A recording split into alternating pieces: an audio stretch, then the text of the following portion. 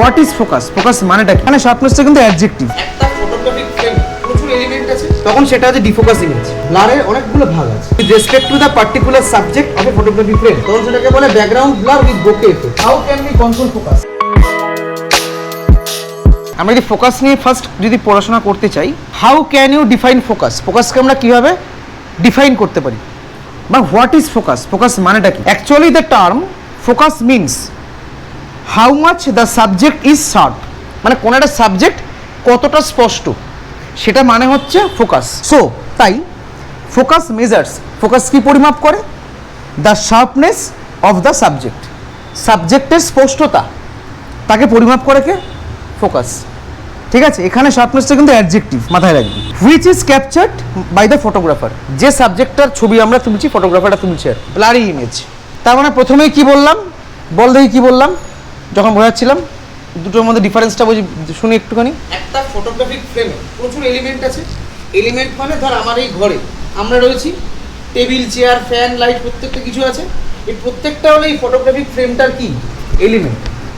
যখন কোনো ছবি প্রত্যেকটা এলিমেন্টই অস্পষ্ট আমাদের কাছে, পুরো ছবিটাই তাহলে অস্পষ্ট। আমার একটা রান্নার যদি পুরো রান্নাটাই খেতে খারাপ হয়, তাহলে রান্নার মধ্যে আমি আলু দিই, পেঁয়াজ দিই, মশলা দিই, তাহলে কোনোটাই ঠিকঠাক নেই।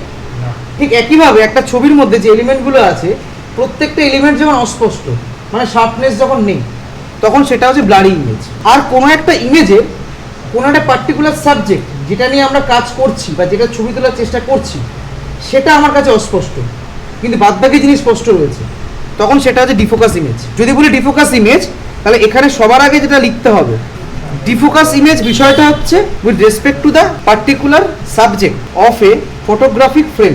এখনো ডেফিনেশন লেখাইনি, এটা জাস্ট লেখালাম হচ্ছে যে এটাকে আমরা ডিফোকাস ইমেজটা কীভাবে বলবো, কার সাপেক্ষে বলবো? With respect to the particular subject of a photographic frame. Blurry ইমেজটা কার সাপেক্ষে বলবো? With respect to the all elements of a photographic frame. Blurry ইমেজটা আমরা কখন বলবো? উইথ রেসপেক্ট টু দ্য কি? All elements. আর ডিফোকাস ইমেজ কখন বলবো? কোনো একটা পার্টিকুলার কি সাবজেক্টকে নিয়ে। আমরা কি বলবো এরপরে, এই প্রশ্নটা মনের মধ্যে আসে।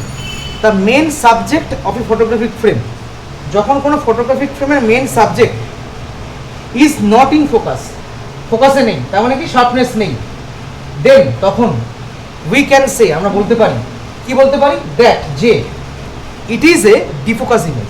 সবকটা এলিমেন্টই ফোকাস নেই, যেটাও বলছিল, পোর্ট্রেট তুলছিল, পোর্ট্রেটটা ফোকাসে নেই, পেছনটাও ফোকাসে নেই, সামনেটাও ফোকাসে নেই, দেন তখন উই ক্যান সে, আমরা বলতে পারি দ্যাট, যে কি বলতে পারি? It is a blurry image, এটা একটা ব্লারি ইমেজ। এটা কিন্তু প্রচন্ড ইম্পর্টেন্ট জিনিস বলে দিলাম, ব্লারি ইমেজ আর ডিফোকাস ইমেজ। ব্লারের অনেকগুলো ভাগ আছে। একটা হচ্ছে আমরা সহজেই পিছনটা ব্লার করি, ওটাকে বলা হয় ব্যাকগ্রাউন্ড ব্লার। আরেকটা হচ্ছে blur with a bouquet effect. সবসময় কি ব্লারটা কি বোকেটা আসে? আসে না। তাই যে সমস্ত ব্লারে পিছনে বোকে এফেক্টটা আসে, তখন সেটাকে বলে background blur with bokeh effect. আরেকটা মোজাইক ব্লার, এটা অ্যাকচুয়ালি এডিটের পার্ট মেনলি ব্লারে।